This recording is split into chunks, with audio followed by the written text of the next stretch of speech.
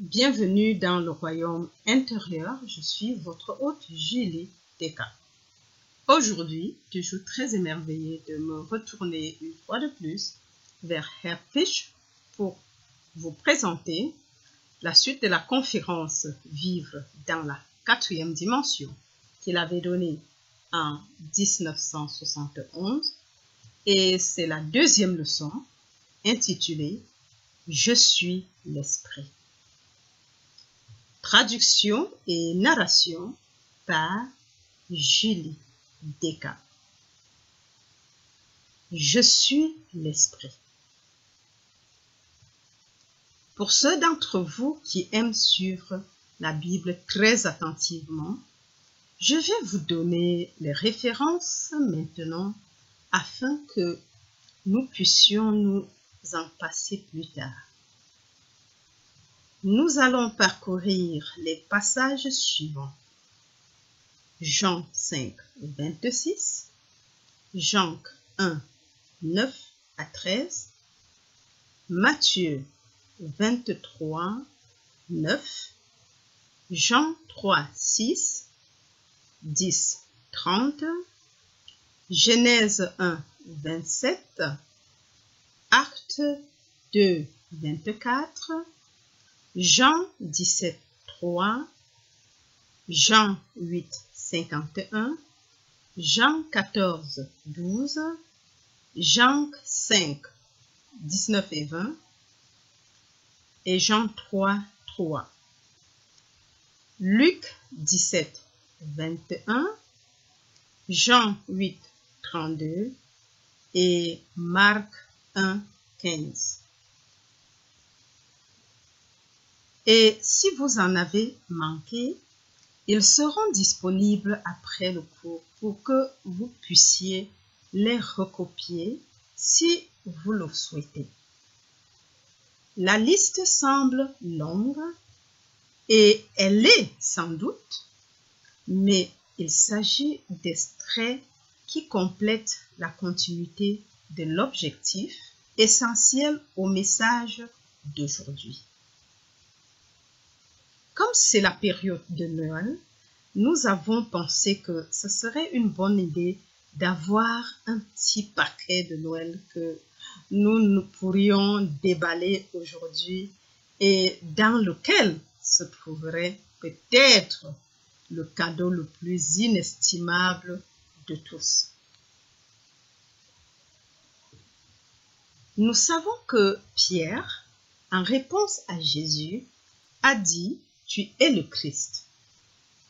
Combien d'entre nous se souviennent des mots suivants? Tu es le Christ, le Fils du Dieu vivant.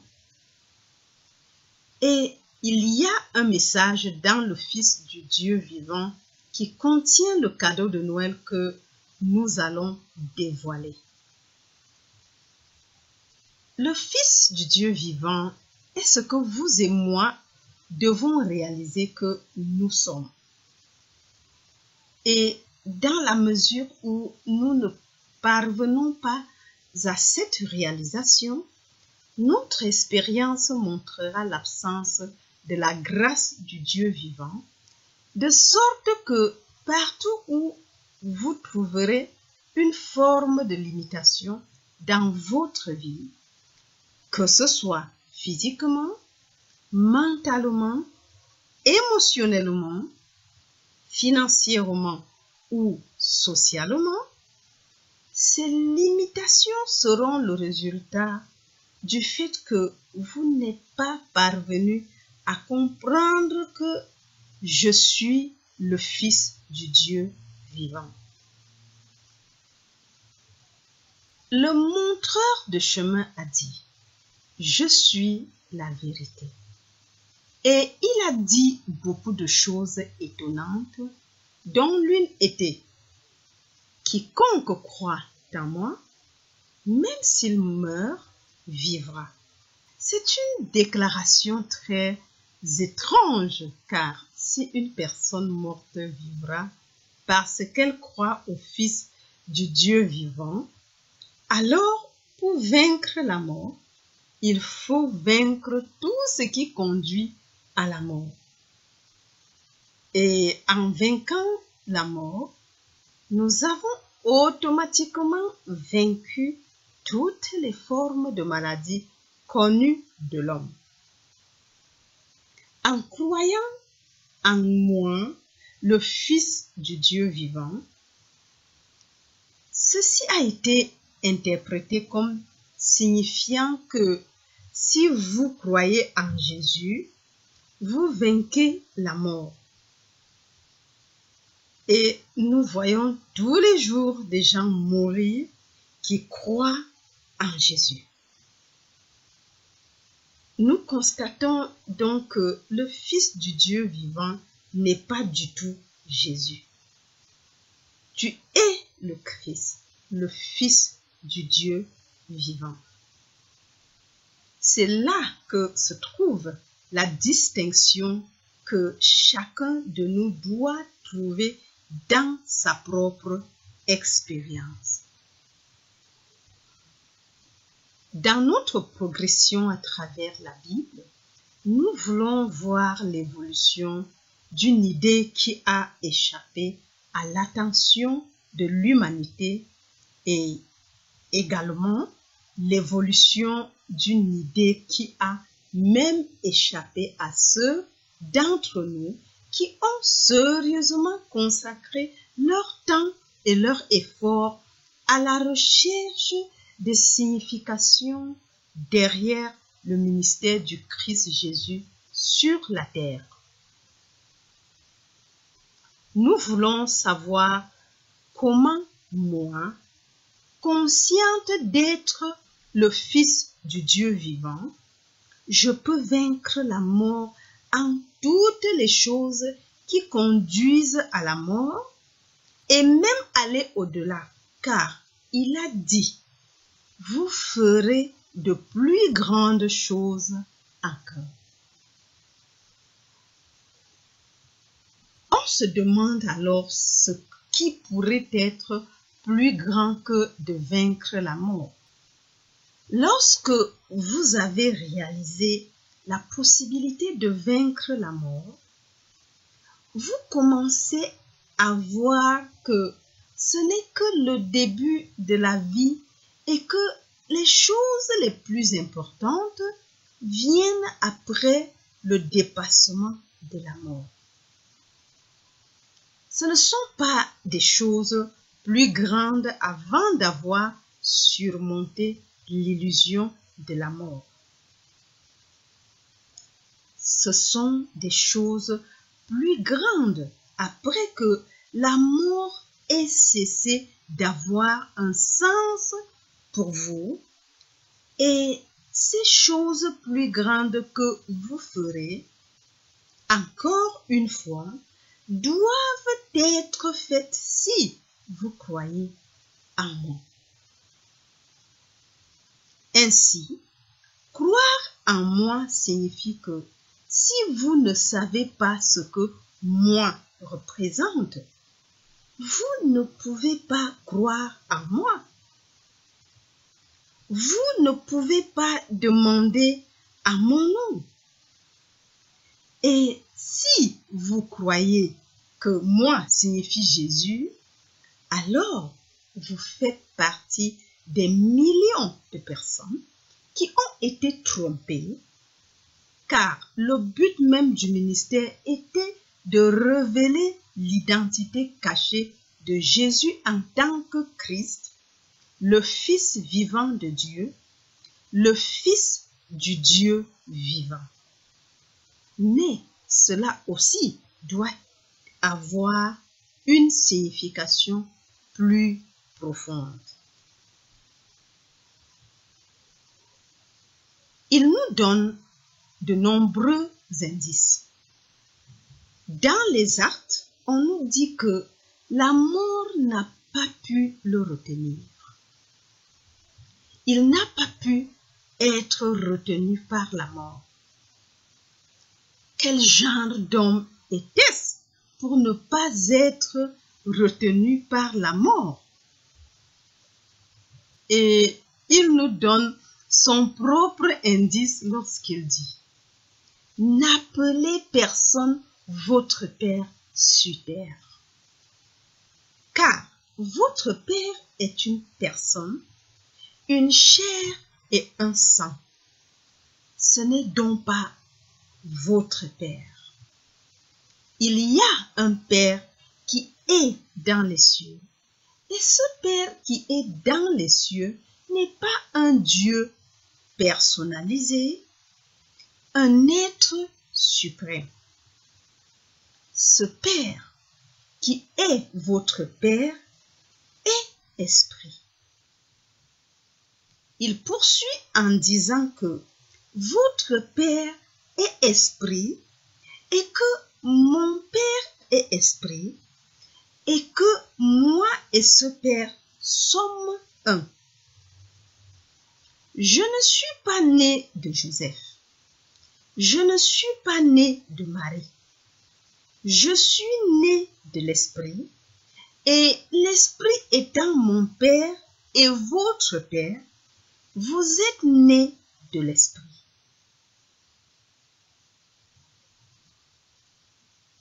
C'est contraire à tout ce que tu connais en tant que personne. Et pourtant, le montreur de chemin, le Fils du Dieu vivant, le Fils de l'Esprit, dit que j'ai vaincu la mort parce que je suis le Fils de l'Esprit. Et si vous croyez en moi, si vous croyez que l'Esprit est votre Père, comme je le crois, alors vous aussi, vous vaincrez la mort et vous ferez de plus grandes choses. C'est pourquoi, si vous êtes nés de l'Esprit, vous êtes esprit, car ce qui est semblable engendre ce qui est semblable. Et l'Esprit du Père engendre l'Esprit du Fils. Et Jésus a vaincu la grande illusion selon laquelle l'homme sur terre dans la chair est l'image et la ressemblance divine de Dieu. La Genèse dit que l'homme a été créé à l'image et à la ressemblance divine du Père. Et Jésus a révélé que le Père est esprit et que l'image et la ressemblance divine sont esprit. Il a découvert l'identité de Dieu et de l'homme. Il a découvert l'identité de Dieu et de l'homme et c'est pourquoi, étant esprit, il était le Fils de l'Esprit vivant. Lorsque vous comprenez que tant que vous n'êtes pas le Fils de l'Esprit vivant, vous êtes une chair mortelle qui ne peut pas vaincre la mort, qui ne peut pas vaincre les faiblesses qui conduisent à la mort et qui ne peut pas accomplir les œuvres plus grandes qui viennent après la victoire sur la mort. Vous commencez alors à dévoiler la nature de Dieu en vous. L'Esprit est Dieu et le Fils de Dieu est l'Esprit de Dieu qui coule dans l'univers en tant que Dieu lui-même, s'individualisant en tant que votre être. Et même si vous l'avez lu, même si vous l'avez entendu, même si vous l'avez dit, à moins que vous ne vous soyez tranquillement, fermement reposé dans le Verbe pour écouter, savoir, ressentir et finalement parvenir à cette conclusion capital que vous êtes esprit et rien d'autre, vous continuerez à marcher non pas dans les pas du montreur de chemin, non pas dans la vérité, non pas dans la lumière, non pas dans la paix qui dépasse l'entendement, mais dans les voies de l'esprit mortel, expérimentant le bien et le mal, la vie et la mort, la santé et la mauvaise santé, les fluctuations de l'existence humaine jusqu'à ce qu'il n'y ait plus d'existence humaine.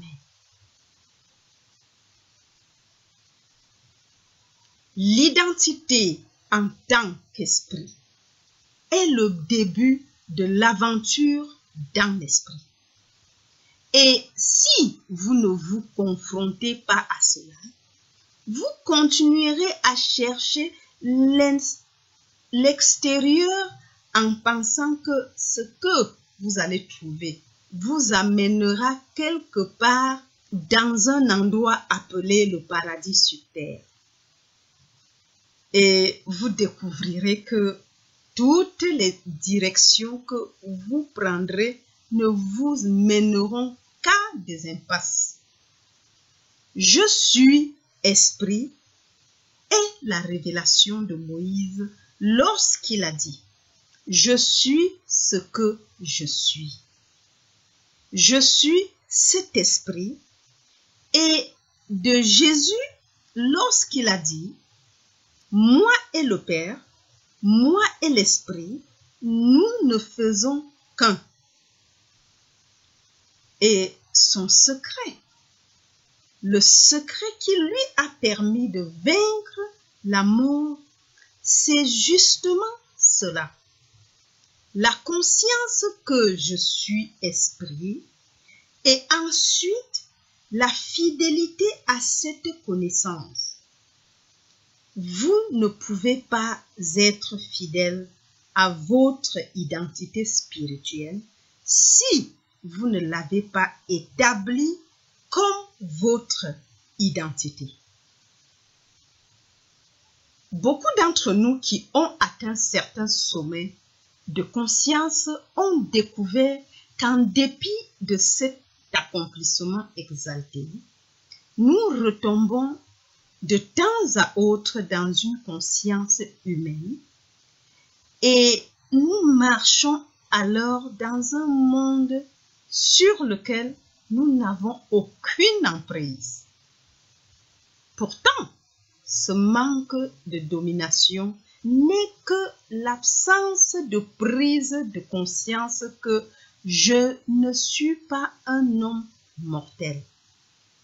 Je suis esprit, et lorsque vous prendrez ce virage, lorsque vous prendrez le temps de prendre ce virage, lorsque vous prendrez le temps de contempler la nature de l'esprit, vous découvrirez que le secret de toute la Bible se résume à ces 3 mots.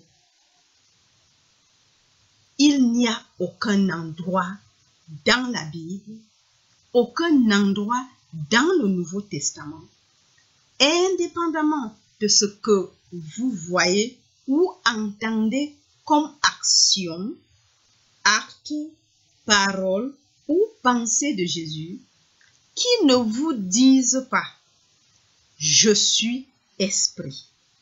Et ces choses que je fais ici, je les ai faites simplement parce que je suis esprit, car seul l'esprit peut les faire. Moi-même, Jésus, je ne peux rien faire. Ces choses que l'on appelle miracles sont faites parce que l'esprit les fait. Le Fils ne peut faire que ce qu'il voit le Père faire. Et le Père fait les œuvres. C'est l'Esprit qui accomplit les œuvres. Voyez-vous la vie dans la grâce qui découle de la réalisation de soi en tant qu'esprit? Rappelons-nous maintenant que l'esprit n'a ni commencement ni fin, que l'esprit est infini, que l'esprit n'est pas impliqué dans le monde physique, que l'esprit n'est pas dans le temps ni dans l'espace, que l'esprit est un pouvoir infini, une présence infinie, un esprit infini, un soi infini, un être infini, une harmonie infinie, une vérité infinie, un tout infini. L'esprit est la seule identité qui existe et tant que vous ne touchez pas la conscience de l'esprit, vous n'êtes pas entré dans la vie qui est la vie de Dieu et elle ne peut pas s'écouler dans votre expérience. Nous constatons donc que La réalisation du soi en tant qu'esprit a permis à Jésus de s'éloigner de ce soi qui peut mourir, qui peut être malade, qui peut manquer, et alors, refusant fermement d'être autre chose que l'esprit, il a regardé la vérité se déployer d'elle-même. Maintenant, alors que vous marchez derrière lui en tant qu'esprit, sachant que seul l'esprit existe et que vous êtes confronté à la matière, à quoi êtes-vous confronté si seul l'esprit existe? Si l'esprit est infini, si vous êtes l'esprit, qu'est-ce que cette confrontation avec la matière devant vous? Quelle fut sa réponse? Je ne peux rien faire de moi-même. C'est le Père qui est au-dedans qui fait les œuvres. Lève ton épée. Ne pense à rien. Demeure dans l'esprit. Ce n'est ni par la force, ni par la puissance, mais par mon esprit. Ainsi, lorsque vous vous reposez dans l'identité spirituelle, la conscience de l'esprit en tant que seule vie sur cette terre, descendez progressivement dans votre conscience, où que vous regardiez, l'esprit est. À gauche et à droite, en haut et en bas, vous êtes dans un univers spirituel. L'infinité de l'esprit exclut la présence de toute autre substance ou vie. Vous ne partez pas à la conquête de l'univers spirituel. Vous touchez votre propre identité en tant qu'esprit et vous vous reposez dans l'action sans effort de l'esprit pour se maintenir. Il n'y a pas de travail dans l'esprit. Il n'y a pas d'effort en esprit. Il n'y a pas de pensée en esprit. Il n'y a pas de dépassement. Il y a un repos avec confiance. Pouvez-vous vous reposer avec confiance avant de savoir que vous êtes esprit? Ainsi, n'ayant pas réalisé que je suis esprit, nous vivons dans la conscience divisée qui doit toujours se tourner pour rencontrer un nouvel intrus, toujours faire face à un autre problème,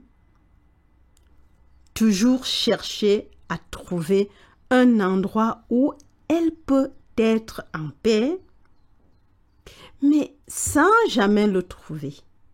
Parce qu'en l'absence d'une véritable identité, nous sommes toujours en train d'avancer vers la lumière, vivant dans l'ombre. Trouvez votre identité. Jésus n'était pas Jésus, mais le Fils du Dieu vivant. Jésus est né du Père, de l'Esprit, et il y a un endroit dans notre Bible où il dit « Ce qui est né de l'Esprit est Esprit ». Cette phrase est l'une des plus belles de toutes.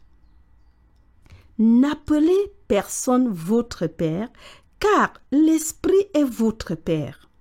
Et ce qui est né de l'Esprit est Esprit. Et nous, nés de l'Esprit, nés du Père, nous sommes Esprit. Reposez-vous un instant en vous-même. Voyez ce que cela fait d'être non pas un être de chair et de sang, non pas un mortel, non pas un humain, mais ce qu'il a révélé que nous sommes, un être spirituel. Non pas un esprit mais un être spirituel, le Fils du Dieu vivant. Je suis cet esprit.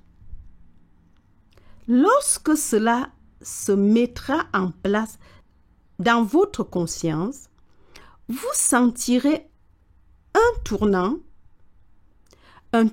vers un nouvel univers invisible, le royaume des cieux sur terre.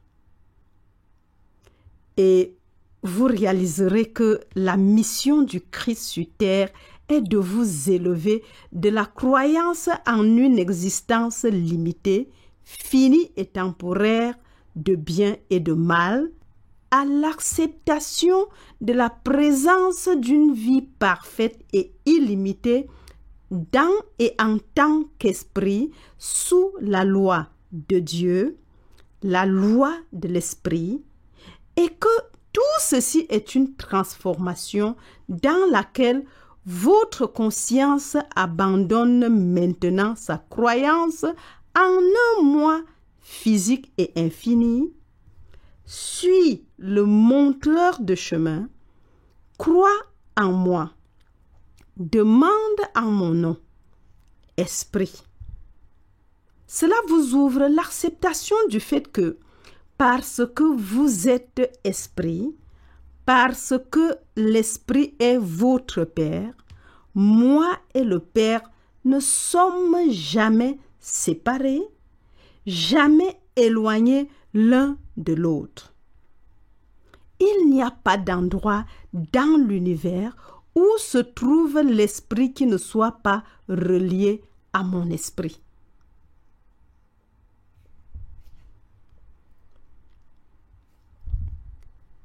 Je ne suis pas séparé de l'esprit infini. Partout où l'esprit est, mon esprit est. Cette prise de conscience d'abord de mon identité spirituelle, puis de la nature infinie de l'esprit, qui empêche toute séparation d'avec l'esprit, nous ouvre à la révélation intérieure de la parole vivante du Père vivant, à la volonté de Dieu en nous.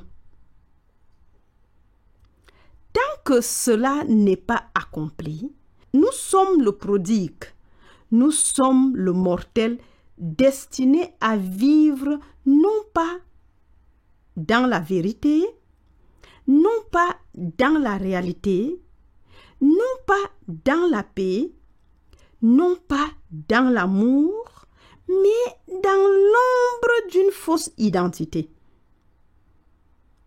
des milliers et des milliers d'années se sont écoulées dans cette fausse identité, l'homme ignorant totalement que le seul être sur terre est l'Esprit de Dieu, que chacun de nous est cet esprit. Et lorsque notre conscience est ouverte pour accepter cela, la loi et la protection de cet esprit en nous, que l'on appelle le royaume de Dieu intérieur, par la grâce, nous précède automatiquement en toutes choses et devient la substance invisible de notre vie manifestée dans la chair visible, physique, tangible. Chaque fois qu'un besoin se présente à nous, cette identité spirituelle invisible que vous avez réalisée, qui n'est jamais séparée de l'infini, surgit de l'invisible pour former l'accomplissement de ce besoin visible. Cela se fait pas par votre pensée, pas par votre effort, par votre souhait ou votre volonté. C'est la volonté du Père pour la perfection éternelle qui se manifeste dans votre expérience parce que vous vivez en mon Père, parce que vous croyez en moi, parce que vous croyez que moi, l'Esprit de Dieu qui a marché sur cette terre, qui est apparu aux hommes sous une forme appelée Jésus, moi, cet esprit, le Fils du Dieu vivant, si vous croyez en moi, vous saurez que je suis l'esprit de votre être. Et comme vous m'avez vu à l'extérieur, vous me verrez à l'intérieur. Lorsque tu me reconnaîtras en toi-même comme ton moi, tu croiras en moi.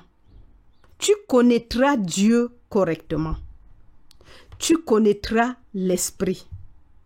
Tu connaîtras la vie éternelle.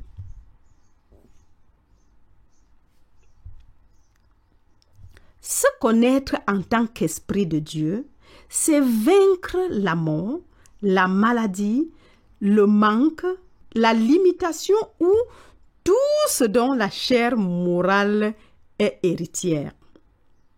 Parce que cela n'est pas réalisé sur cette terre, l'homme cherche encore Dieu, l'homme cherche encore la protection divine, l'homme cherche encore des réponses à des questions qui sont des mystères depuis des milliers d'années. Et le grand mystère est de savoir pourquoi l'homme n'a pas trouvé ce qui lui a été donné par l'Esprit vivant de Dieu qui a marché sur la terre sous la forme appelée Jésus et qui marche sur la terre sous la forme appelée vous et moi. Lorsque vous réalisez que le je suis esprit était la conscience constante de celui qui était appelé le Christ Jésus et qu'il était le faiseur de miracles, vous pouvez regarder votre Bible d'une manière différente. Vous pouvez voir que la Bible est la représentation extérieure en mots de l'activité de je suis l'Esprit sur la terre. Je suis l'Esprit se révèle à travers la conscience que je suis l'Esprit de Jésus. Là où il n'y a pas de dualité, mais l'un se révèle dans toutes les situations dans toutes les conditions, dans toutes les catastrophes, malgré l'impossibilité de ce qui apparaît devant les yeux humains. Il n'y a pas de tempête parce que l'Esprit, étant l'infini omniprésent, je suis Esprit, et le témoin appelé Jésus dit: je suis Esprit. Moi et le Père sommes un. Et je suis Esprit libère l'illusion de la tempête. Il n'y a pas de multitude affamée parce que je suis Esprit et je suis infini et je suis partout et je suis l'accomplissement. Et voici quelqu'un qui est mort à lui-même, de sorte que Jésus est mort et que tout ce qui se tient là est la conscience qui dit « je suis Esprit ». Et « je suis Esprit » se révèle comme des pains et des poissons. « Je suis l'Esprit » se révèle comme des yeux qui voient et des oreilles qui entendent. Je suis l'Esprit se révèle comme Dieu en action sur la terre, dans le royaume invisible, non visible aux yeux des hommes, mais présent là où nous nous trouvons. Je suis un esprit. Je suis la substance de votre être. Et là où il y a une seconde conscience qui dit que je suis mortel, alors je suis esprit ne peut pas entrer pour libérer, révéler, protéger, accomplir, glorifier. Mais là où il y a la conscience qui dit je suis aussi esprit, moi et l'esprit ne faisons qu'un.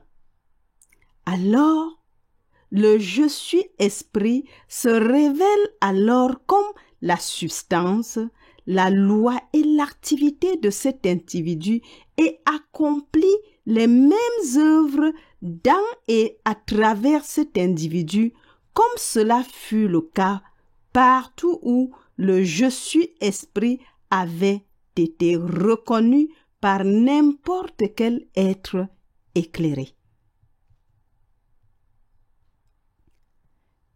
Et je suis esprit qui est la vie elle-même. Il est sans mort et intemporel. Et moi, en réalisant que je suis esprit, je suis sans mort et intemporel. Et c'est alors moi, l'esprit, qui accomplit les plus grandes œuvres. Ainsi, votre colis de Noël est le dévoilement de Dieu en tant qu'esprit de votre être même, et parce qu'il ne peut y avoir deux, là où se trouve l'infini un, il doit y avoir un temps de calme prolongé pendant lequel vous laissez cette nouvelle conscience mijoter en vous jusqu'à ce qu'il n'y ait plus de moi humain qui se rende au travail le lendemain. Il n'y a plus de moi humain qui planifie comment survivre ces 20 prochaines années ou comment construire un pécule ou comment réussir ou s'assurer la sécurité. Rien de tout cela n'existe. C'est la mort de l'homme qui planifie, de l'homme qui sait, de l'homme qui désire. C'est la naissance du Christ. Je suis esprit et je ne suis pas autre chose. Je suis l'enfant vivant du Dieu vivant et mon Père connaît mes besoins. L'Esprit vit lui-même. Si je suis l'Esprit, ma vie devient une activité sans effort de l'Esprit qui est lui-même. Ainsi, lorsque je planifie, pense, désire, je nie ma propre identité spirituelle. Lorsque j'accepte un problème, je nie la perfection de l'esprit. Lorsque je résiste à un problème, lorsque je cherche à surmonter un problème, j'accepte la présence d'un problème qui est une obscurité, une iniquité, et je suis faux envers mon soi. Je suis esprit et dans cette conscience, je peux affronter le problème en sachant qu'il n'a pas d'existence réelle. Si je suis esprit et que l'esprit est le Père, Dieu, où est le problème? Dans l'esprit, quel genre de problème peut-il exister en Dieu, en esprit? Le problème me dit donc quelque chose. Il dit que je suis encore dans une conscience divisée. Je suis dans la conscience qui dit que je suis esprit, mais j'ai un problème. Je dois donc resserrer ma compréhension. Je suis esprit et, par conséquent, le problème ne peut être qu'une perception erronée de la réalité. Je suis l'esprit. Ce n'est plus une conjecture, ce n'est pas une possibilité ou une probabilité. C'est un simple fait. Je suis esprit. C'est pour cela qu'il a introduit le Nouveau Testament, pour nous apprendre que notre nom est esprit, et c'est à cette réalité que nous mesurons tout le reste. Parce que je suis esprit, je suis vérité, car l'esprit est vérité. Parce que je suis esprit, je suis harmonie, car l'esprit est harmonie. Je suis l'amour. Je suis la paix. Je suis l'approvisionnement. Je suis la vie. C'est pourquoi tout problème est un déni de ma qualité d'esprit. Et au fur et à mesure que cette conscience s'approfondit, la présence d'un problème que je reconnais comme un déni du fait que je suis esprit se heurte à la prise de conscience que rien ne peut changer le fait que je suis esprit. Même si je ne le sais pas, je suis un esprit.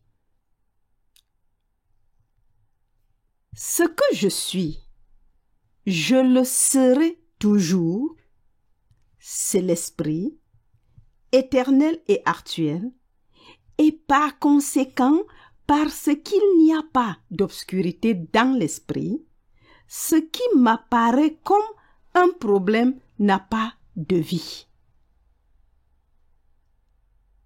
L'esprit est la vie, et il n'y en a pas d'autre.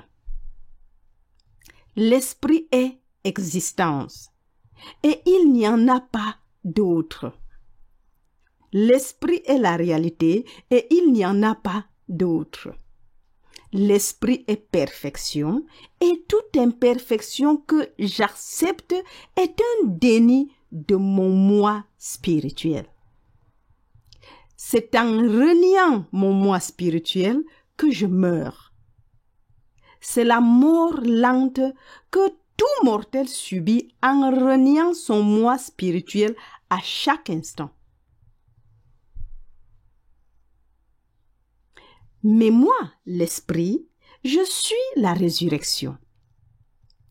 En réalisant que l'esprit est notre identité, nous ressuscitons des fausses croyances que nous avions acceptées et qui nous donnaient l'impression d'être des humains soumis à la loi humaine, de la matière soumise à la loi matérielle, des êtres physiques soumis à la loi physique. Ce n'est pas le cas. Nous avons si longtemps pensé à nous-mêmes de cette manière que nous sommes devenus totalement conditionnés à vivre dans la croyance d'un monde physique, en dépit du fait que le montreur de chemin a complètement effacé le pouvoir du monde par sa connaissance du fait qu'il était l'esprit vivant. Je suis la lumière, l'esprit vivant, et vous êtes la lumière, l'esprit vivant. Je vais vers mon Père, esprit, et votre Père, esprit. Suivez-moi en réalisant que nous sommes esprit et vous aussi, vous vaincrez ce monde. Maintenant, quand vous commencez à pratiquer cela, c'est une autre affaire. Vous direz, comment puis-je le pratiquer? C'est ce que je me suis dit aussi. Comment puis-je être esprit? Que faites-vous? Comment faites-vous? Quel est le mode de vie de celui qui dit que je suis esprit? Où va-t-il? Que dit-il? Comment se déplace-t-il? Et vous trouvez 1 million de questions auxquelles vous ne pouvez pas répondre jusqu'à ce que quelqu'un vienne en vous avec une réponse et dise avant que vous n'ayez posé la question, j'ai répondu. Pensiez-vous que je vous mettrai en avant en tant que mon esprit sans vous donner de réponse sur la façon d'être ce que vous êtes? Tu as d'abord dû te rendre compte que tu es esprit et maintenant, dans la nouveauté de cette prise de conscience, attends le Seigneur. Reposez-vous. Et soudain, toute la Bible est votre réponse, car la Bible est ce que vous faites lorsque vous êtes esprit. Celui qu'on appelle Jésus, qui savait que j'étais esprit, est sorti et a fait ce qu'est la Bible. Sa façon de faire deviendra notre façon de faire. Nous affronterons le monde, mais nous saurons qu'il n'existe pas en tant que tel. Ces mots ne sont pas là. Ces problèmes physiques n'existent pas. C'est un univers spirituel peuplé d'esprit, de perfection en toutes choses, et notre conscience deviendra un point unique, de sorte que j'attendrai que l'Esprit infini fonctionne à travers mon esprit. je ne ferai pas les œuvres, c'est le Père qui les fera. J'attendrai le Seigneur parce que le Père est plus grand que le Fils. Je ne peux pas multiplier les pains et les poissons, mais le Père le peut. Je ne peux pas ressusciter les infirmes, mais le Père le peut. Je ne peux pas ressusciter les morts, mais le Père le peut, et le Père le peut à travers ma conscience éclairée lorsque je me repose dans la véritable identité en mon nom.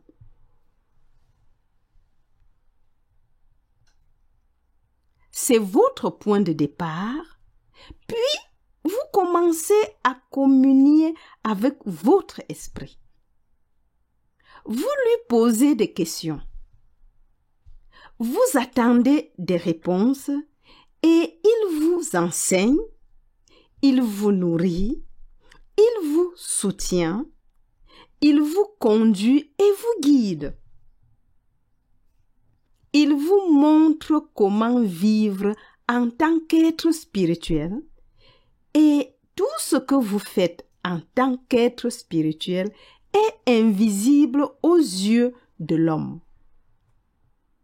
Cela se fait dans votre conscience lorsque vous êtes au repos, lorsque vous ne vous battez pas contre les moulins à vent, lorsque vous acceptez que parce que 2 et 2 font 4, cela ne fait aucune différence si quelqu'un vous dit qu'il est 5, 6 ou 10.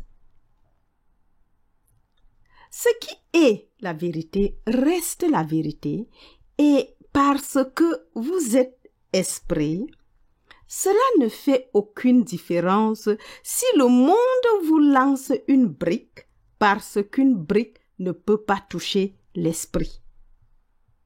Si vous pensez qu'elle peut vous toucher, vous devez encore aller à l'intérieur jusqu'à ce que vous sachiez que vous êtes l'esprit. Jusqu'à ce que vous voyez que l'esprit est une autre dimension de l'être et qu'il n'y a pas de moi physique ici pour être blessé si vous êtes l'esprit. La naissance de cette réalisation doit conduire à la mort de la fausse croyance d'un moi physique.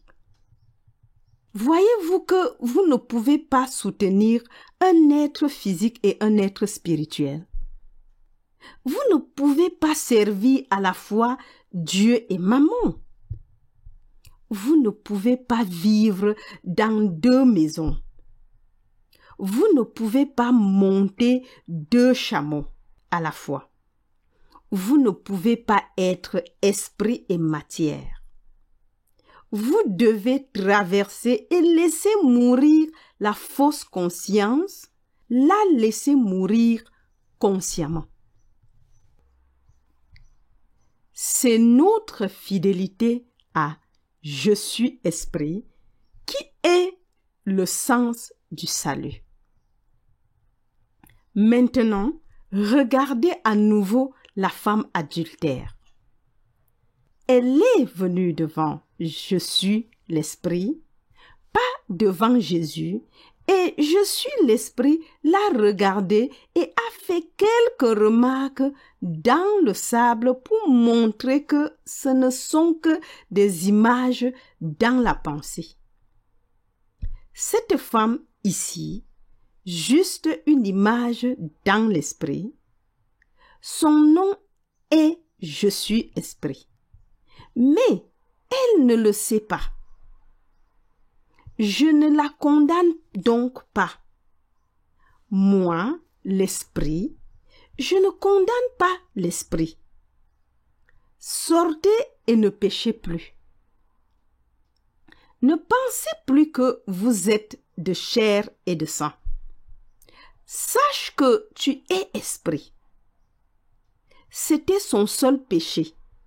Ne pas savoir que je suis esprit, et c'est le péché du monde.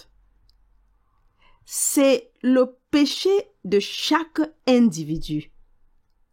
C'est le péché de chacun d'entre nous de ne pas savoir que je suis esprit. Nous avons réduit toute la Bible à ces 3 mots. Son but est de vous enseigner que je suis esprit. Seul cet esprit réalisé en vous peut regarder dehors, voir l'univers spirituel et y vivre. En tant qu'être matériel, vous ne pouvez pas vivre dans le paradis terrestre. En tant qu'être matériel, vous ne pouvez pas vaincre ce monde. Mais l'Esprit de Dieu en vous, réalisé en tant que votre substance, regardera vos voisins et se verra en tous. Il regardera à travers les maux, à travers les manques, à travers les limitations et se percevra lui-même la réalité infinie de l'être partout. Et cela devient votre moi mystique, votre seule activité, votre dimension supérieure de conscience. L'esprit réalisé en tant que vous regarde et voit votre univers spirituel. Là où le monde voit la guerre, vous voyez la paix. Là où le monde voit le manque, vous voyez l'abondance. Là où le monde voit la mauvaise santé, vous voyez la santé parfaite. Pourquoi? Parce que l'esprit est tout ce que vous pouvez connaître lorsque vous êtes esprit.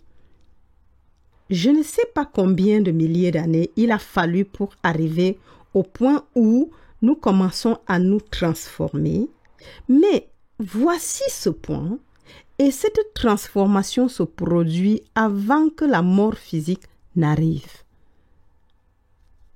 Il y en a quelques-uns qui pratiquent cette connaissance, pas beaucoup, la connaissance que je suis esprit et rien de plus. Vous pouvez les compter, peut-être sur vos 10 doigts, ceux qui pratiquent réellement cette perception. C'est la voie la plus étroite possible et c'est la seule que Jésus ait enseignée. Ainsi, aujourd'hui, ceux qui sont nouveaux parmi nous et ceux qui ne le sont pas sont tous confrontés à une simple vérité. Soit vous réalisez que je suis esprit, soit vous rejetez l'enseignement complet de celui que l'on appelle Jésus, le Christ. Et si l'un d'entre vous peut trouver quelque chose d'autre qu'il a enseigné, autre que je suis esprit, j'en serai très surprise. Cette prise de conscience est la vôtre. C'est une renaissance. C'est comme naître à nouveau. Vous n'êtes plus des mains, des jambes, des bras et un corps physique. Vous êtes quelque chose qui ne peut pas être touché physiquement. Vous êtes quelque chose qui ne peut être vu avec les yeux humains. Vous êtes un nouvel état de conscience et cet état de conscience n'a pas de limite comme une figure, comme une forme. Il peut seulement apparaître comme Jésus, mais il n'est pas là.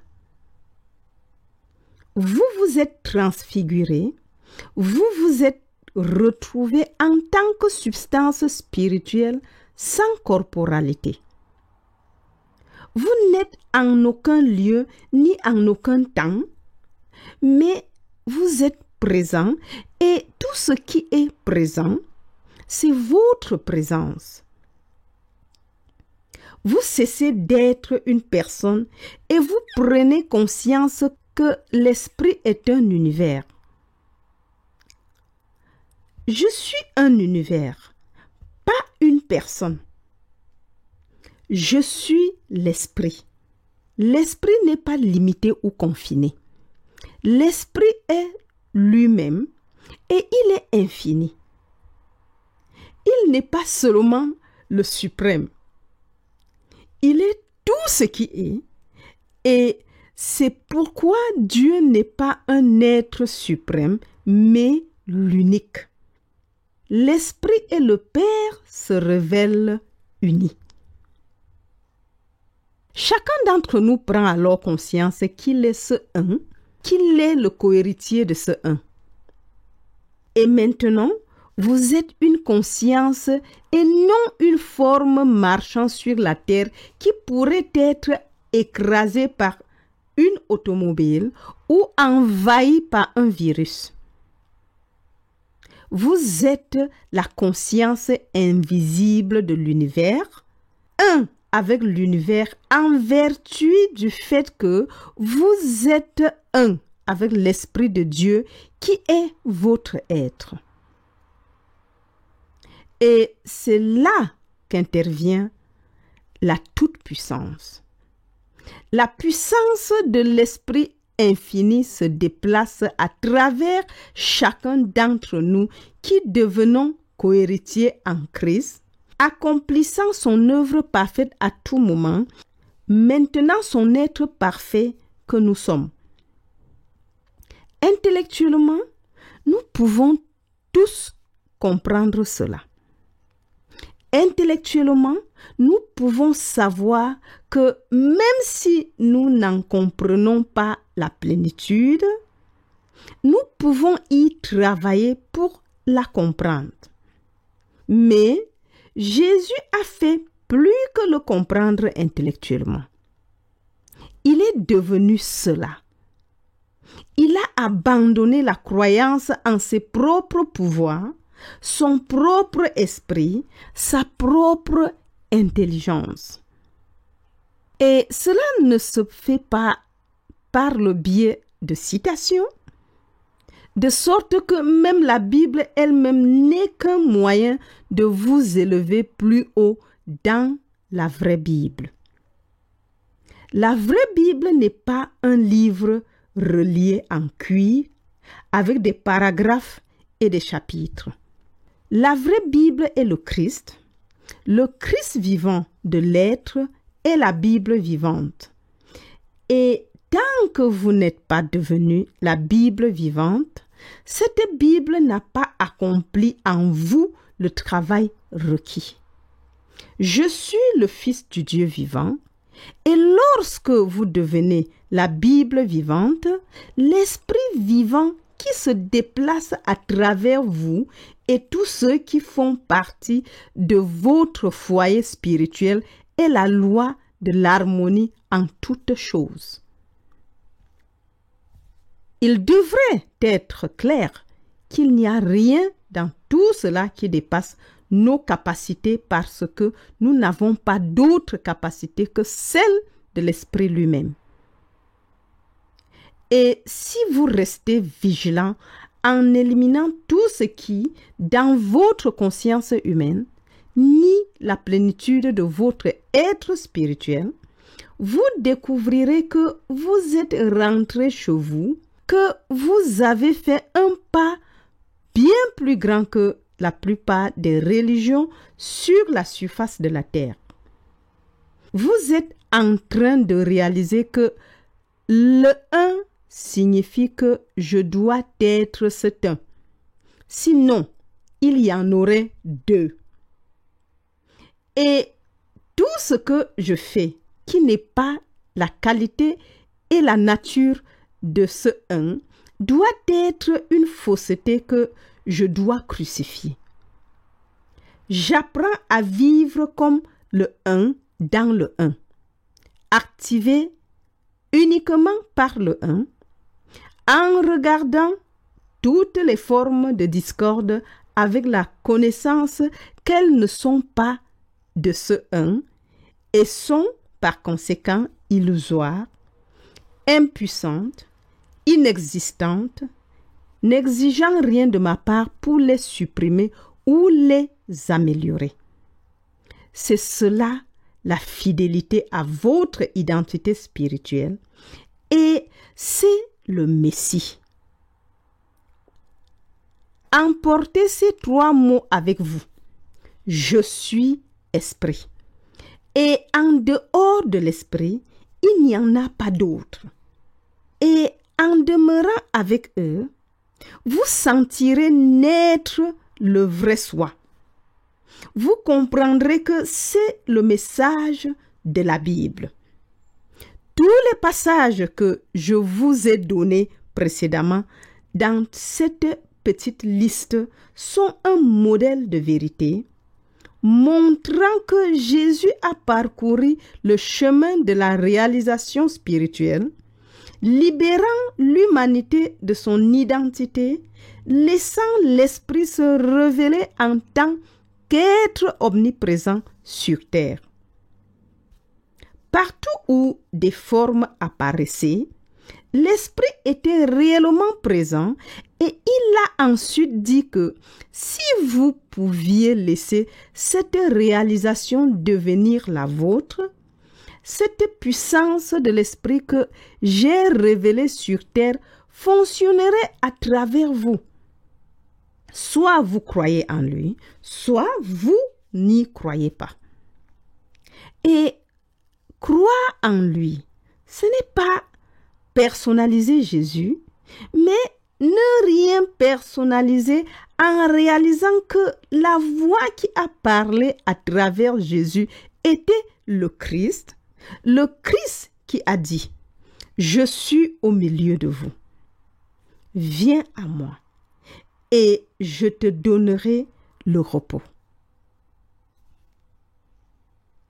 Lorsque je me suis demandé intérieurement comment vivre en tant qu'esprit, comment vivre dans ce qui est au lieu de ce qui n'est pas, j'ai reçu une réponse inhabituelle. On m'a parlé des 12 pierres de fondation. J'ai donc immédiatement consulté l'Apocalypse où elle se trouve. Voici la lettre d'un homme de 85 ans à 3 heures du matin qui se trouvait sur la montagne de la Transfiguration. Si je n'accepte pas ma filiation, la conscience invisible, incorporelle et spirituelle, le premier-né, le Christ de Dieu, alors le voyage sur la montagne a été perdu et inutile, et je resterai un simple humain inexistant. C'est pourquoi je suis le Fils, le Christ vivant de Dieu, et c'est alors que l'unité est apparue et que la plénitude s'est installée. Dieu est tout. Tout de quoi? L'univers est tout ce qui l'habite. Dieu est mon esprit, ma vie, mon âme, mon être. Dieu vit en tant que moi, écrivant cette lettre, se révélant sur ce mont de la conscience. Alors, n'y a-t-il pas d'individu dans ou sur cet univers? Non, il n'y a pas d'individu dans ou sur cet univers. Il n'y a que Dieu, qu'il s'agisse d'un papillon, d'un colibri ou d'un ouragan. Tout ce qui existe, c'est le caractère sacré de Dieu. Il poursuit. Combien de personnes à 85 ans pensent de cette manière. C'est également assez lisible.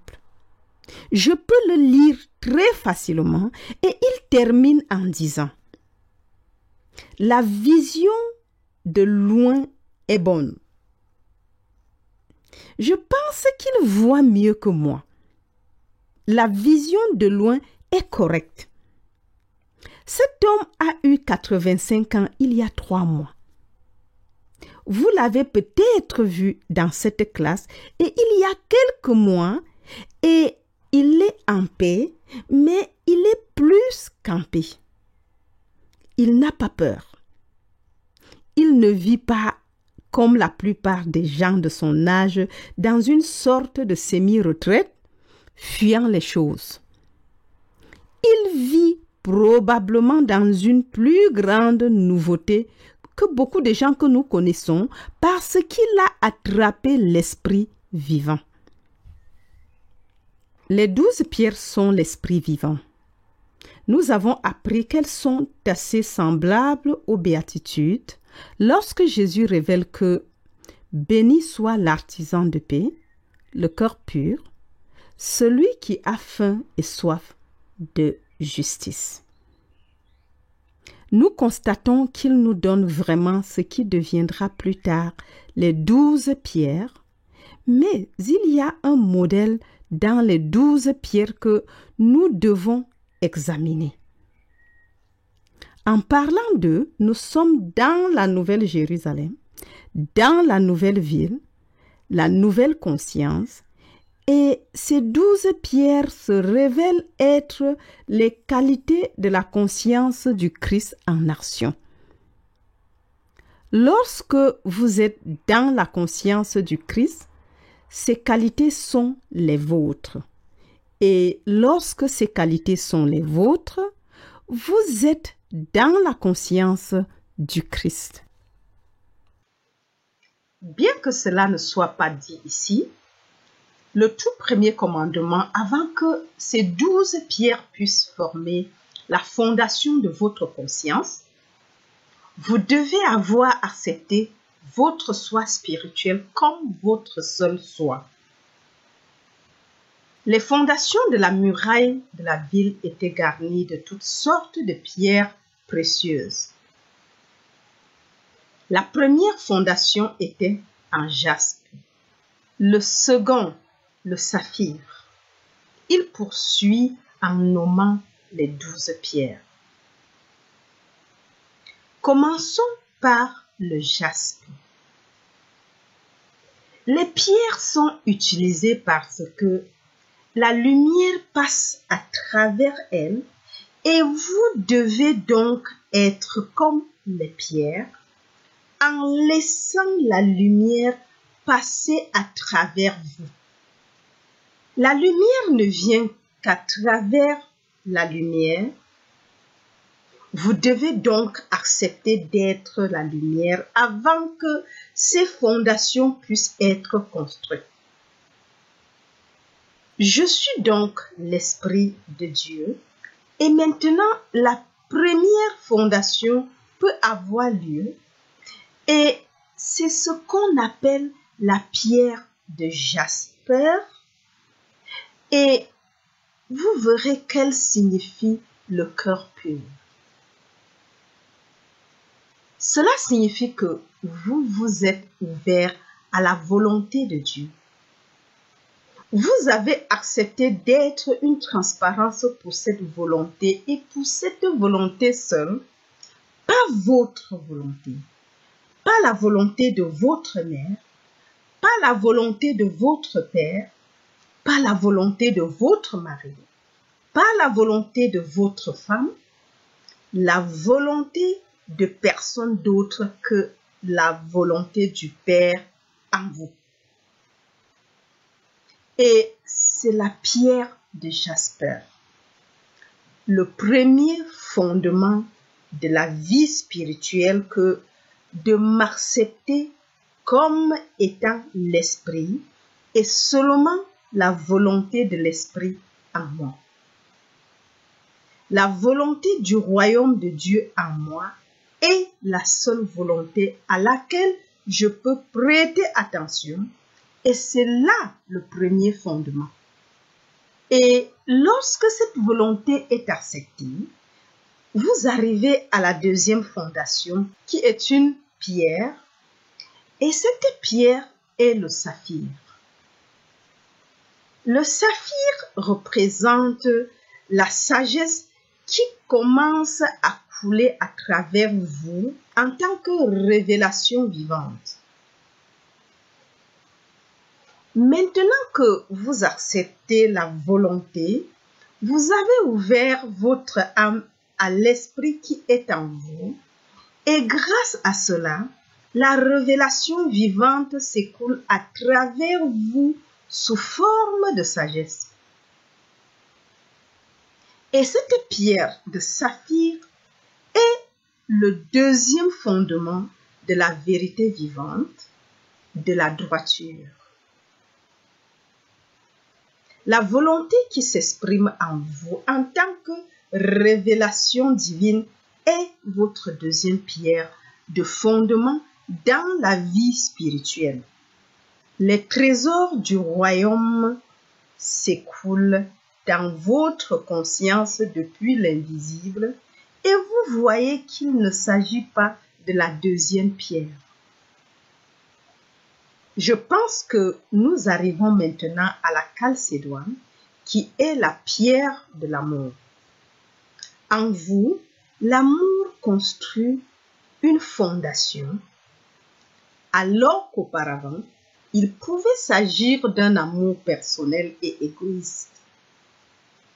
Maintenant, l'amour divin qui coule à travers l'âme, qui est ouverte à la volonté et à la sagesse, forme une autre fondation, et cet amour divin qui coule en vous et à travers vous établit le royaume de l'amour comme la conscience de votre être. Vous vous souvenez que Paul a dit, l'amour est l'accomplissement de la loi.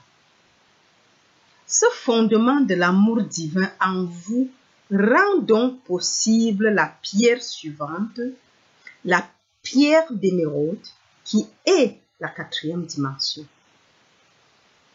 C'est la quatrième pierre et la quatrième dimension. L'émeraude ne représente pas l'accomplissement complet de la quatrième dimension.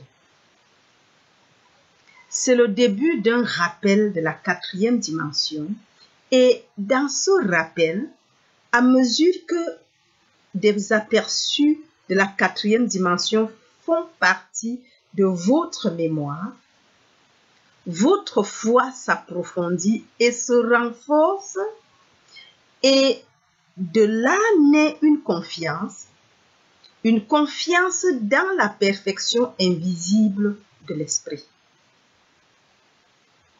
L'émeraude signifie donc ici votre conscience de la perfection invisible en toutes choses, ainsi que votre confiance et votre capacité à vous y tenir avec une foi inébranlable.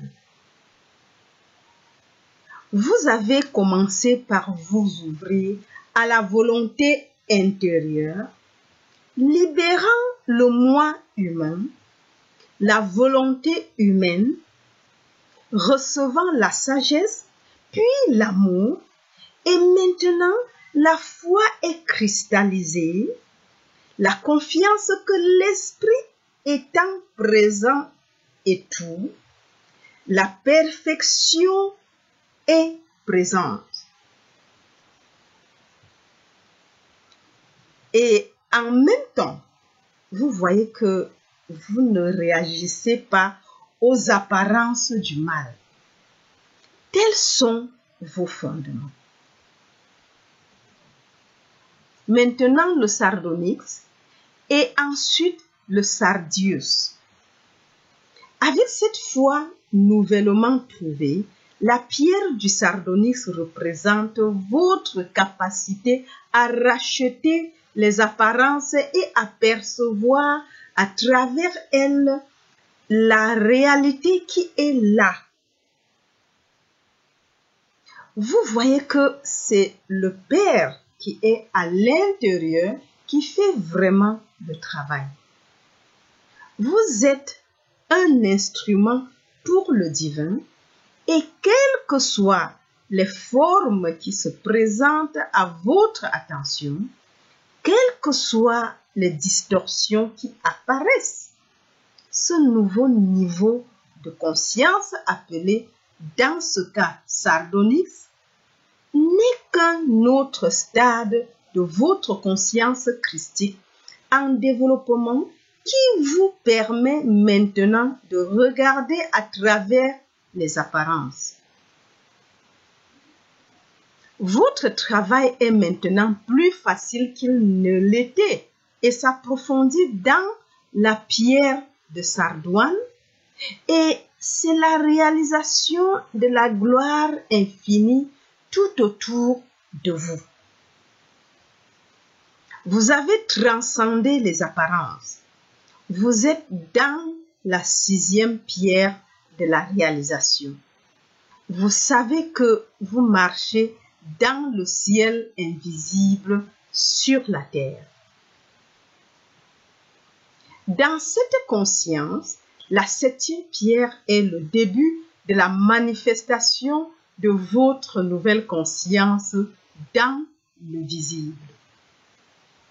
Maintenant que vous vous êtes ouvert à l'omniscience, à l'amour, au pouvoir, à la sagesse, que vous avez approfondi votre foi, cette chrysolite qui est la pierre d'or commence à montrer les fruits de votre nouvelle conscience et c'est ce qu'on appelle la nouvelle terre.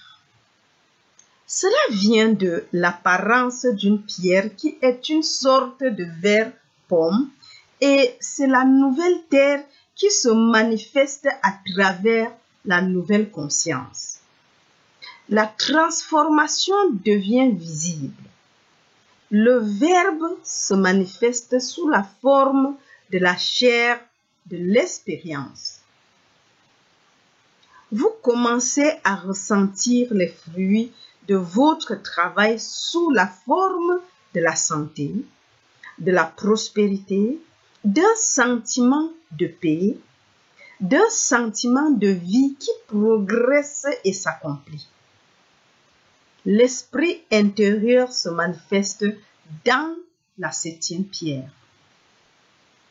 La 8e, le béryl, représente la ténacité. C'est cette qualité en vous qui, après avoir goûté aux fruits de l'esprit, est insatisfaite jusqu'à ce que vous soyez en mesure de concrétiser le Verbe dans tous les cas. C'est ce qu'on appelle la parole écrite, le béryl, et cela signifie que vous ne vous contentez pas d'opinion. Vous ne vous contentez pas de conjectures ou d'hypothèses. Vous voulez des preuves définitives, démontrables, et vous êtes donc dans cette phase de persévérance qui lutte avec l'adversaire jusqu'à ce que la vérité que vous connaissez à l'intérieur soit manifestée à l'extérieur. C'est la 8e étape de cette conscience particulière, identifiée ici comme la pierre de béryl qui mène à la topaze. Et maintenant, l'intérieur devient l'extérieur. La topaze signifie la réalisation intérieure de l'harmonie rendue visible en tant qu'harmonie dans votre vie. Vous voyez donc que la séquence de ces étapes est la suivante. Vous vous êtes ouvert à la conscience du soi en tant qu'esprit. La volonté qui se place à travers vous apporte avec elle les variétés infinies de l'activité de l'Esprit divin, tout comme la sève à travers un arbre, et vous devenez l'arbre vivant de la vie. Toute la lumière passe par ces nouvelles pierres de votre conscience, et dans la topaze, vous atteignez ce lieu où le nouveau ciel sur terre éclate tout autour de vous. Vous marchez dans le royaume visible de Dieu. Les autres ne le voient peut-être pas, mais vous le voyez et cela continue à s'approfondir. Le prochain est comme la chrysolite, mais c'est un amour que vous pouvez partager avec les autres.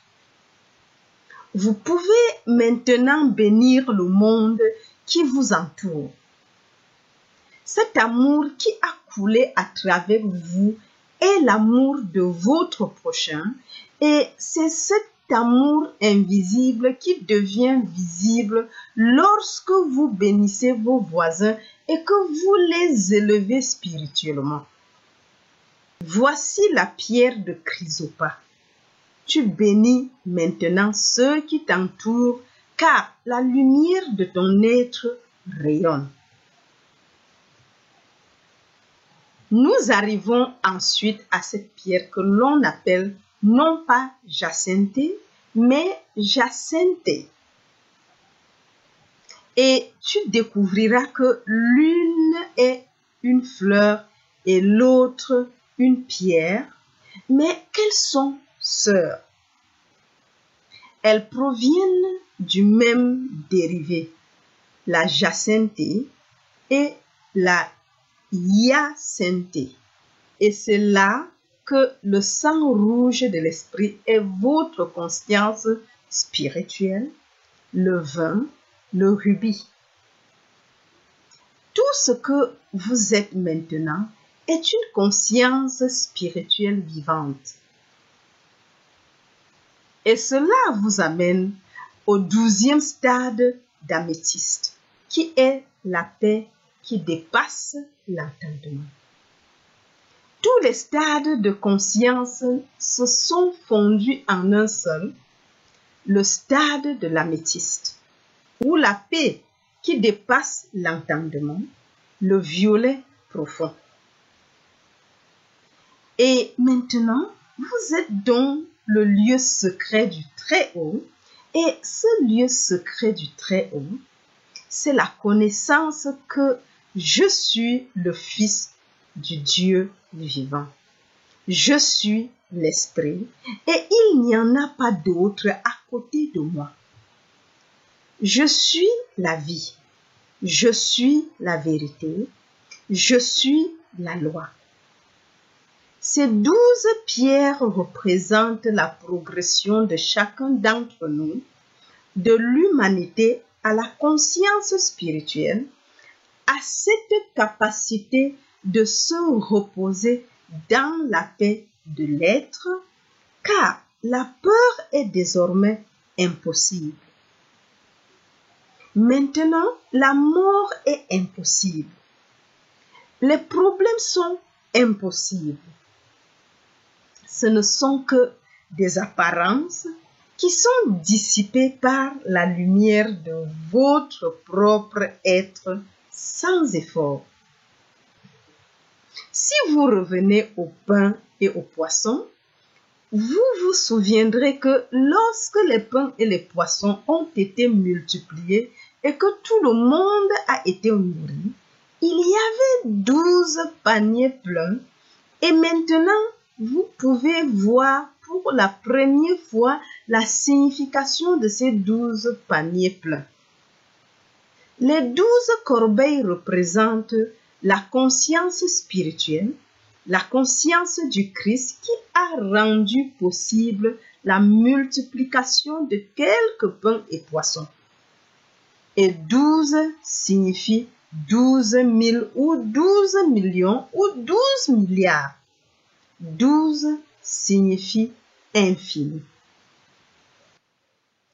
Il y avait 12 tribus d'Israël. Il y avait 12 fois 12 000 personnes qui attendaient dans les coulisses de venir sur la terre pour élever les mortels dans la divinité, soit 144 000 personnes, ce qui implique la même chose. La nature infinie de l'esprit est la nature de votre être, et lorsque vous atteignez le 12 stade ou le stade améthyste, c'est l'infini réalisé, car je suis l'esprit signifie que je suis l'infini lui-même, et c'est la découverte que Jésus a faite lorsqu'il a découvert que l'homme tel qu'il est n'est pas l'image divine. L'image divine doit être l'infini lui-même. Et parce que l'image divine est le Fils de Dieu, jusqu'à ce que vous arriviez à la toute première étape de la fondation, cette progression dans la conscience ne se produit pas. Et sans la sagesse divine, il n'y a pas d'omniscience à l'œuvre pour se reconnaître. Et nous sommes retenus dans un état de vie fini, avec un début et une fin finie. Lorsque ces 12 pierres sont achevées, une très belle chose se produit. Il me montra un fleuve d'eau de vie pure, limpide comme du cristal, qui sortait du trône de Dieu et de l'agneau. Il s'agit de la conscience permanente du Christ, qui est l'accomplissement de la déclaration du Père. Soyez parfaits comme votre Père, qui est aux cieux. Soyez parfaits comme votre Père qui est aux cieux. C'est vous et moi au niveau de notre moi réel. Revenons maintenant aux choses terrestres et voyons que tout ce que nous avons lu dans ces 12 pierres est déjà établi dans la vérité de notre être maintenant. Nous n'allons pas l'atteindre. Nous allons abandonner la croyance que nous ne sommes pas cela et découvrir que nous le sommes parce que le Père dit « Soyez parfaits » et que le Père est tout-puissant, qu'aucune puissance n'a empêché cette perfection et que vous êtes donc parfaits.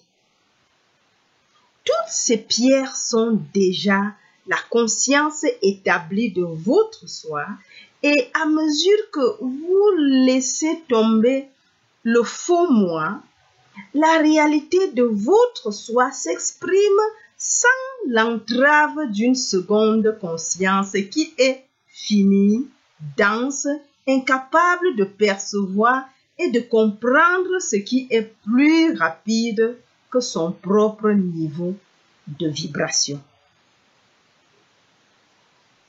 Et c'est ainsi que nous mourons. Nous mourons avec une grande joie à cette fausse conscience, car nous sommes en train de naître à la réalité. Il y a une très belle déclaration que vous n'avez peut-être jamais entendue, que vous n'avez peut-être même jamais remarquée dans la Bible, et je dois vous la lire. Je l'ai notée ici.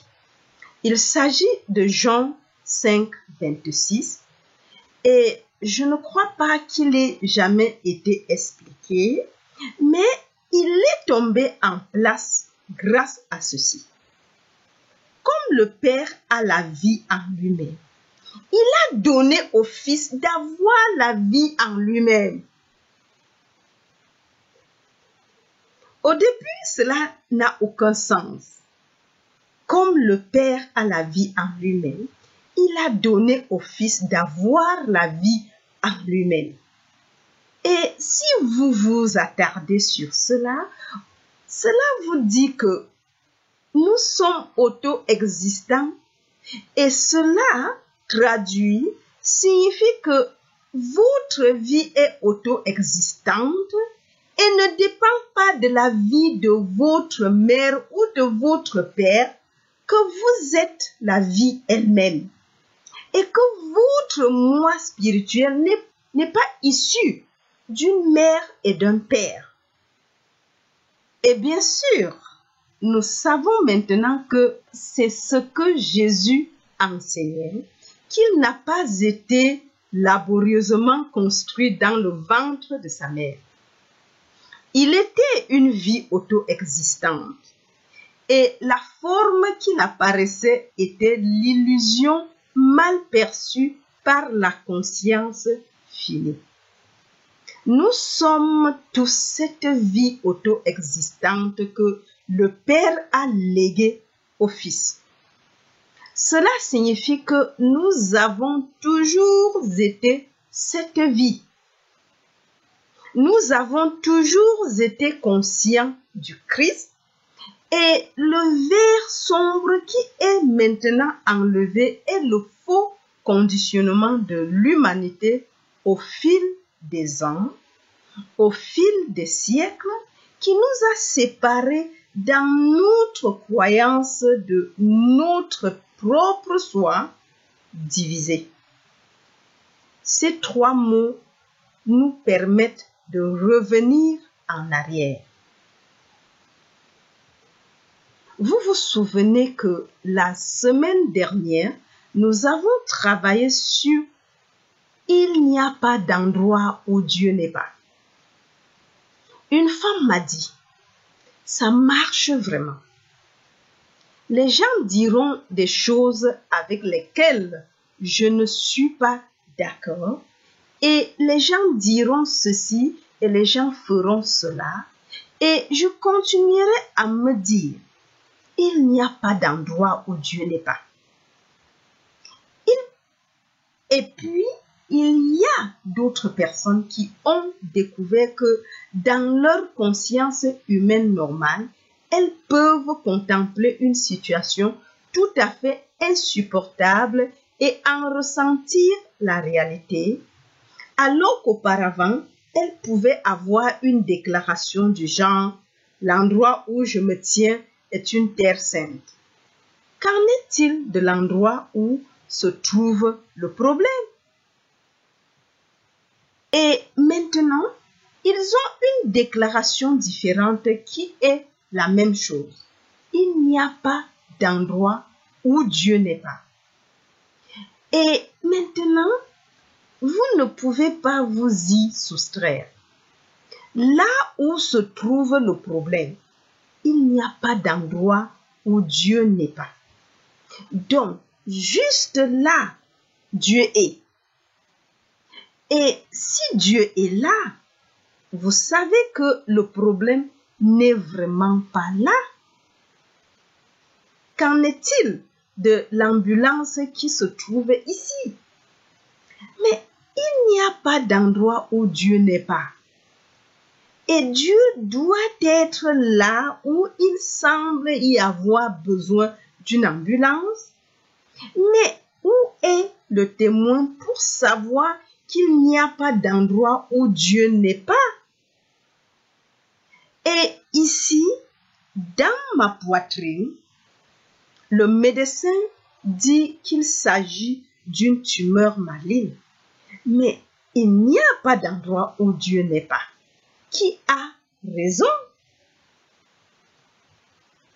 Dieu est-il là ou le médecin a-t-il raison? Et lorsque vous vous tenez à cette vérité, il n'y a pas d'endroit où Dieu n'est pas. Vous en découvrirez le pouvoir parce que c'est la vérité. Et lorsqu'elle est acceptée dans la conscience, elle devient une libération.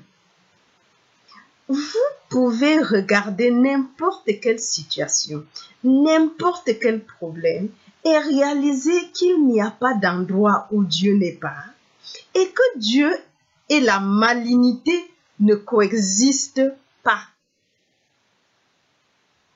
Ils ne peuvent pas être au même endroit en même temps. Dieu et le tremblement de terre ne peuvent pas coexister. Dieu est l'inondation. Dieu est le feu. Partout où l'on réalise que Dieu est. Mais il n'y a pas d'endroit où Dieu n'est pas. Alors l'opposé de Dieu ne peut pas être là. Une fois que tu as travaillé avec cela, tu arrives à « je suis esprit ». Il n'y a pas d'endroit où l'esprit n'est pas. L'esprit est Dieu et, par conséquent, ici même, c'est l'esprit et par conséquent, je suis l'esprit. Et finalement, je suis l'esprit ici. Mais qu'en est-il là-bas? S'agit-il d'un autre esprit ou d'un seul esprit continu, ininterrompu et invisible? Vous avez alors un secret de l'infini qui fonctionne en tant qu'être invisible. Je suis esprit et il n'y a pas d'autre esprit dans cet univers, car mon esprit est universel. C'est l'esprit unique et infini. C'est là que réside le pouvoir et c'est l'infini réalisé au 12e stade de cette conscience appelée la conscience du Christ. Maintenant, lorsque tu pratiques avec « il n'y a pas d'endroit où Dieu n'est pas » et « je suis esprit », tu découvriras un tournant et tu commenceras cette progression des 12 pierres dans le 21e chapitre de l'Apocalypse. Tu découvriras qu'elles sont très semblables aux béatitudes, un peu semblables à ce que Moïse a enseigné, même semblables à une partie du début du livre de la Genèse. Mais c'est ainsi que tu restes sur le chemin. Si tu te demandes que dois-je faire et comment dois-je le faire, c'est ainsi que tu le fais. Et puis, dans ta fidélité à chaque étape du chemin, en laissant la volonté s'exprimer en toi, elle fera les autres étapes pour toi. Tu seras simplement un témoin du Christ vivant en toi. Maintenant, ce sont toutes les choses initiales auxquelles nous devons arriver si nous voulons vivre dans la 4e dimension de la conscience tout en marchant dans la 3e. Et donc, la semaine prochaine, quand je suis esprit, s'assiera dans ces chaises, la conscience que vous apportez et que j'apporte nous permettra de recevoir un degré plus élevé et plus profond de la vérité que nous ne pourrions le faire à cet instant précis.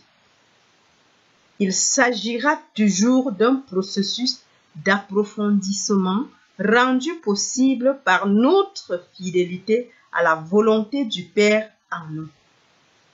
Nous sommes en train de vaincre la mort pour pouvoir passer à des choses plus grandes.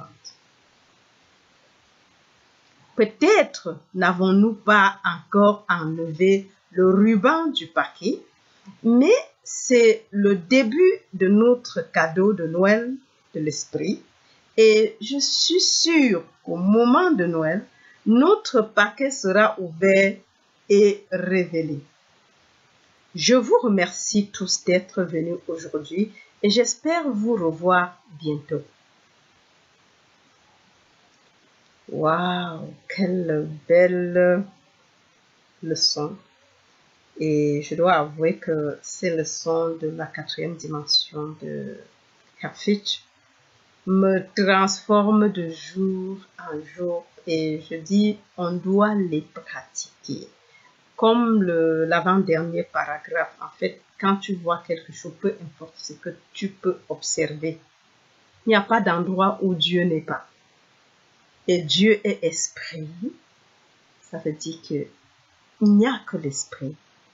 Infini, immortel, ininterrompu, absolu, harmonieuse et paix. En fait, il faut répéter et répéter à tout moment de la journée. Dès qu'il y a une situation, on doit reconnaître qu'il n'y a pas un endroit où Dieu n'est pas.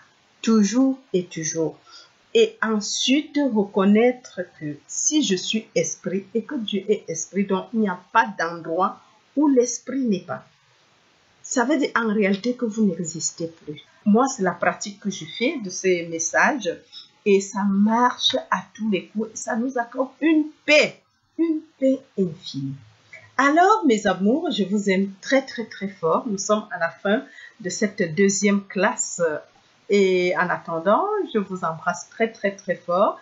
Sur chaque vidéo, vous trouverez un lien PayPal. Et merci pour tous les dons, merci pour tout don. Merci déjà de l'écouter et partagez ce message tout autour de vous. Et si vous m'écoutez et que vous n'êtes pas encore abonné, faites-le dès maintenant. Et jusqu'à la prochaine. Bye bye.